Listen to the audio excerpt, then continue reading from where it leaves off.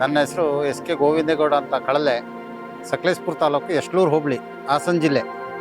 Sir, ನಾನು ಸುಮಾರು ಒಂದು 7-8 ಎಕರೆ ತೋಟ ಇಟ್ಕೊಂಡಿದ್ದೀನಿ. ಆಮೇಲೆ ಗದ್ದೆ ಒಂದು 4 ಎಕರೆ ಇದೆ. ಭತ್ತ ಬೇಸಾಯ ಮಾಡ್ತೀನಿ. ಕಾಫಿ ಮತ್ತು ಕಾಳುಮೆಣಸು ಮಾಡ್ಕೊಂಡು, ಬಾಳೆ, ಕಿತ್ತಲೆ ಇನ್ನಿತರ ಬೇಸಾಯ ಮಾಡ್ಕೊಂಡು ಹೋಗ್ತಾಯಿದ್ದೀನಿ.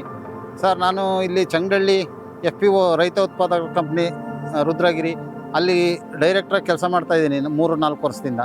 ಆಮೇಲೆ VSSN ಹೊಸೂರಲ್ಲಿ 5 ವರ್ಷ ಸೇವೆ ಮಾಡಿದ್ದೀನಿ. ಸಕಲೇಶಪುರದಲ್ಲಿ 5 ವರ್ಷ ಸೇವೆ ಮಾಡಿದ್ದೀನಿ TAPC MS ಅಲ್ಲಿ. ಹಿಂಗೆ ಮಾಡ್ಕೊಂಡು ಹೋಗ್ತಾಯಿದ್ದೀನಿ ಸರ್. ರೈತರಿಗೆ ಬೇಕಾದಂಥದ್ದು ಸೊಪ್ಪು ಬಳಸಿ ಗೊಬ್ಬರ ಮಾಡ್ಕೋಬೋದು ಸರ್. ಸೊಪ್ಪು ಬಳಸಿ ಗೊಬ್ಬರ ಮಾಡ್ಕೋಬೋದು. ಆರ್ಗಾನಿಕ್ ಆಗಿ ಕಾಫಿ ಹೊಟ್ಟು ಬಳಸಿ, ಕೊಟ್ಟಿಗೆ ಗೊಬ್ಬರ ಬಳಸಿ ಒಂದು 5 ದನ ಇಟ್ಕೊಂಡಿದ್ದೀನಿ ಸರ್. ಕೊಟ್ಟಿಗೆ ಗೊಬ್ಬರಕ್ಕೋಸ್ಕರ ಹಾಲು ಕುಡಿತೀವಿ ಅದರಲ್ಲೇ.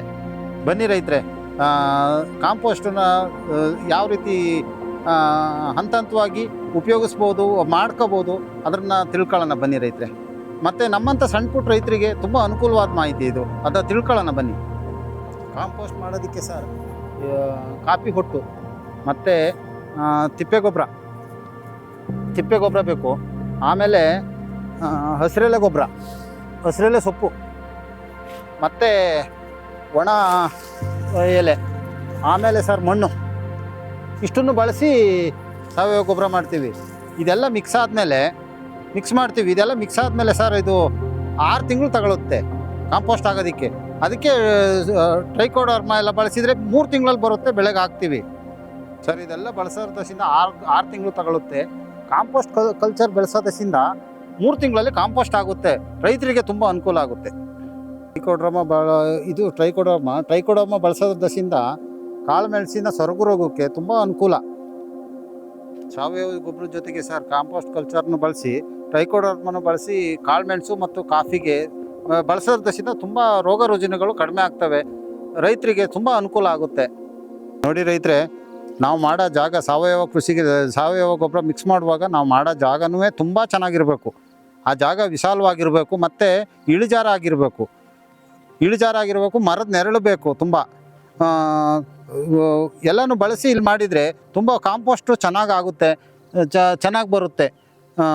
ಇಳಿಜಾರಿದ್ದರೆ ಮಳೆಗಾಲದಲ್ಲಿ ನೀರು ನಿಂತರೆ ಅದು ಕಾಂಪೋಸ್ಟು ಸರಿ ಬರೋದಿಲ್ಲ. ಮತ್ತು ಅದರಲ್ಲಿ ಸಾವಯವ ಅಂಶ ಕೊಚ್ಚಿ ಹೋಗುತ್ತೆ ನೀರಲ್ಲಿ.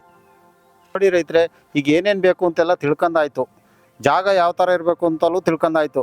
ಈಗ ನಾನು ಯಾವ ಥರ ಮಿಕ್ಸ್ ಮಾಡಬೇಕು ಅನ್ನೋದು ಹೇಳ್ಕೊಡ್ತೀನಿ. ಕಾಫಿ ಸಿಪ್ಪೆ, ಕಾಫಿ ಹೊಟ್ಟು ಮತ್ತು ಕೊಟ್ಟಿಗೆ ಗೊಬ್ಬರನೂ ಹಾಕೊಂತೀವಿ. ಆಮೇಲೆ ಕಾಡು ಮಣ್ಣನ್ನು ಹಾಕೊಂತೀವಿ ಜೊತೆಗೆ. ಆಮೇಲೆ ಸೊಪ್ಪು, ತೋಟದಲ್ಲೇ ಸಿಗೋಂಥ ಸೊಪ್ಪು ಮತ್ತು ಹಸಿರೆಲೆ ಗೊಬ್ಬರನೂ ತೋಟದಲ್ಲೇ ಸಿಗುತ್ತೆ. ಇದನ್ನು ಹಾಕೊಂಡು ಟ್ರೈಕೋಡರ್ಮ ಮತ್ತು ಕಾಂಪೋಸ್ಟ್ ಕಲ್ಚರ್ನೂ ಹಾಕೊಂಡು ಮಿಕ್ಸ್ ಮಾಡಿ 3 ತಿಂಗಳು ಬಿಟ್ಟು ತೋಟಕ್ಕೆ ಹಾಕಿದರೆ ತುಂಬ ಉಪಯುಕ್ತವಾಗುತ್ತೆ.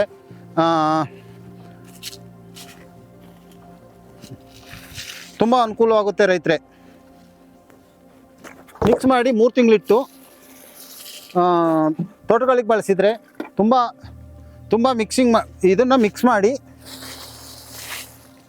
ಒಂದು ಟಾರ್ಪಲ್ಲು ಅಥವಾ ಸೊಪ್ಪು ಅಥವಾ ಏನಾದರೂ ಮುಚ್ಚಿ 3 ತಿಂಗಳಿಟ್ಟರೆ ಅದು ಹಾಳಾಗೋ ರೀತಿ ಕಾಡು ಮಣ್ಣು ಕೊನೆಗೆ ಮಿಕ್ಸ್ ಮಾಡಿ ಇಟ್ಟು 3 ತಿಂಗಳು ಬಿಟ್ಟು ತೋಟಕ್ಕೆ ಬಳಸಿದರೆ ತುಂಬ ಒಳ್ಳೆಯದು. ನೋಡಿ ರೈತರೆ, ಚಿಕ್ಕ ಪ್ರಮಾಣದಲ್ಲಿ ಇಲ್ಲಿ ಮಿಕ್ಸ್ ಮಾಡಿ ತೋರಿಸಿದ್ದೀನಿ, ಎಲ್ಲರಿಗೂ ಅರ್ಥ ಆಗೋ ರೀತಿಲಿ. ಇದನ್ನೇ ದೊಡ್ಡ ಪ್ರಮಾಣದಲ್ಲಿ ನಾನು ಮಾಡಿದ್ದೀನಿ ಇಲ್ಲಿ. ಅದನ್ನು ಮಿಕ್ಸ್ ಮಾಡೋದು ಯಾವ ಥರ ಅಂತ ತೋರಿಸ್ತೀನಿ. 2 ವಾರ 3 ವಾರಕ್ಕೊಂದ್ಸರಿ ತೇವಾಂಶ ಇರೋಂಗೆ ಈ ಥರ ಮಿಕ್ಸ್ ಮಾಡಬೇಕು. ಮಿಕ್ಸ್ ಮಾಡಿದ ಮೇಲೆ ನಿಧಾನಗತಿಯಲ್ಲಿ ನೀರು ಕೊಡಬೇಕು, ತೆಳುವಾಗಿ. ಅದು ಕೊಚ್ಚಿ ಹೋಗಬಾರ್ದು ನೀರು. ಆಮೇಲೆ ಟಾರ್ಪಲ್ಲು ಅಥವಾ ಹಸಿರೆಲೆ ಸೊಪ್ಪನ್ನು ಮುಚ್ಚಿದರೆ ನೀಟಾಗಿ ಕಾಂಪೋಸ್ಟ್ ಆಗುತ್ತೆ. ಅದನ್ನು ತೋಟಗಳಿಗೆ ಬಳಸಿದರೆ ತುಂಬ ಅನುಕೂಲ ಆಗುತ್ತೆ. ನೋಡಿ ರೈತರೆ, ಇದುವರೆಗೂ ಏನೇನಾಯಿತು ಅಂತ ನೋಡಿದ್ರಿ.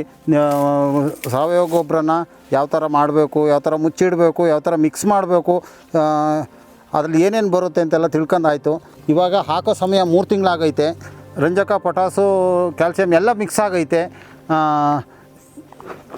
ಮಣ್ಣಿನ ಸುಧಾರಣೆನೂ ಚೆನ್ನಾಗಿ ಬರುತ್ತೆ. ಇದರಲ್ಲಿ ಒಳ್ಳೆ ಇಳುವರಿ ಬರುತ್ತೆ. ನೋಡಿ ರೈತರೆ, ಇದುವರೆಗೂ ಏನೇನಾಯಿತು ಅಂತೆಲ್ಲ ನೋಡಿದ್ರಿ.